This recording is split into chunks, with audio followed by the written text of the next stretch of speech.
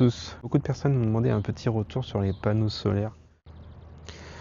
Donc installation sur le toit. Donc ici on est sur 6 panneaux de 500 watts de puissance pour un total de 3000. Donc les panneaux c'est des Dualsun 500 watts. La lumière passe à travers et est reflétée derrière. Donc ils sont de très bonne qualité, très puissants. Je vous montre l'installation des onduleurs. Pour ce système, j'ai un panneau qui est tout seul branché en Plug and Play, donc sur prise de 500 watts, même modèle. Donc vous avez pu voir directement sur le toit les 3000 watts, plus 500 watts posés au sol. Pour la partie électrique, on est sur du en phase. Donc on est sur un onduleur individuel sur chaque panneau, donc c'est les modèles en phase IQ8P, je vous mettrai tout dans les descriptions. Voilà, ce sont des très bons onduleurs de très bonne qualité.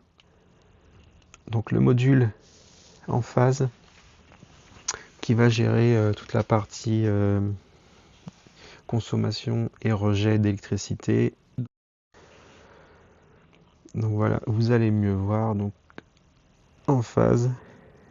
Et ici on a la partie électrique, donc avec la protection des onduleurs, etc., les prises, encore une protection, un parafoudre et le module en phase.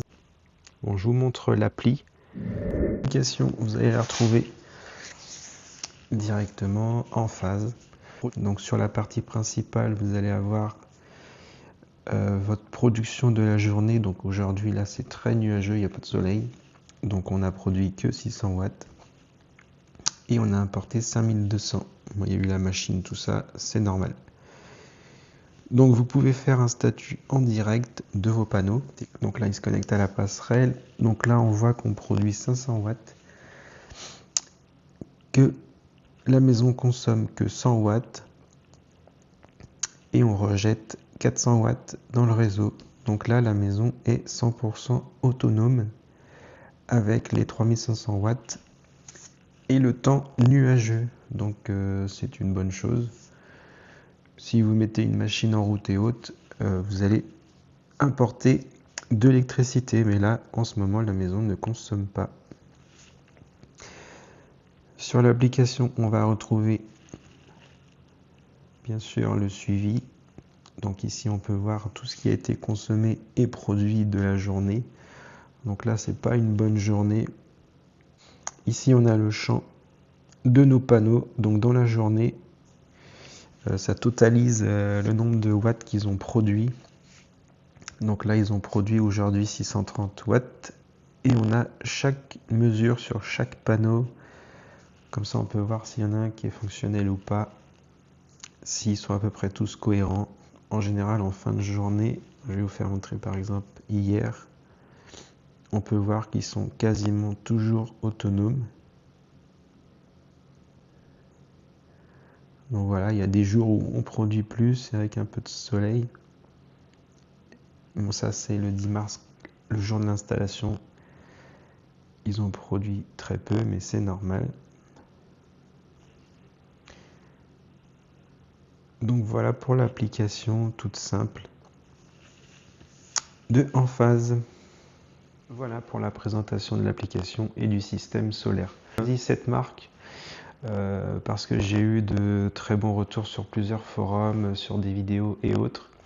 Au total, ça m'est revenu à 8134 TTC, moins les primes.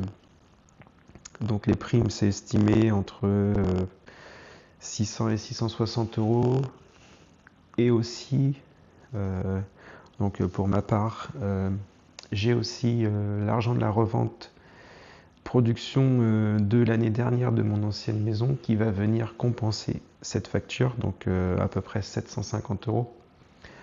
Donc 700 plus 600, on va dire 1300, que j'enlève sur cette facture. On va être sur du 6800 pour 3000 watts de panneaux solaires posés. Donc je trouve que le prix est assez raisonnable pour moi. On a choisi de partir directement avec des panneaux solaires sur la maison neuve pour être tranquille. N'hésitez pas à mettre un petit commentaire si vous voulez des explications, un retour sur ce matériel ou d'autres explications. Pour le panneau extérieur, j'ai pas précisé, l'onduleur c'est pas un en phase, c'est un AP système. De mémoire c'est le SP1 Z1, donc pareil, très bonne qualité, très bonne marque. Donc n'hésitez pas à mettre un petit retour sur le commentaire si vous voulez qu'on discute des panneaux solaires.